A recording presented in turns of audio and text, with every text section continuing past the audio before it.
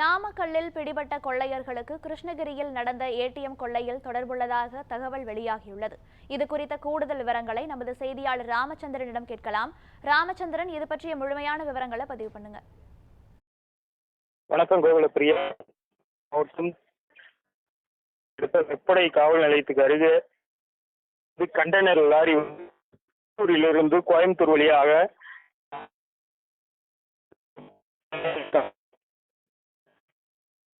சன்னியாசிப்பட்டிங்கிற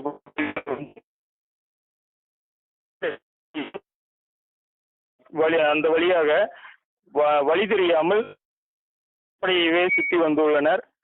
இரண்டாவது முறை சுத்தி வரும்பொழுது இருசக்கர வாகனத்தின் மீதும் கார்கள் மீதும் மோதி விபத்துக்குள்ளாயிருக்கு.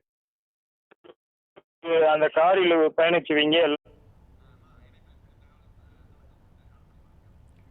செய்தியாளர் இணைப்பில் தடங்கல் ஏற்பட்டதால் துண்டிக்கப்பட்டது.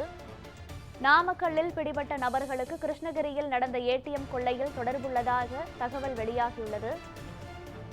அண்மை செய்தியாக பார்த்து வருகிறோம். ஏடிஎம் கொள்ளை குறித்து விசாரிக்க நாமக்கல் விரைந்தார் கிருஷ்ணகிரி எஸ்பி. கிருஷ்ணகிரி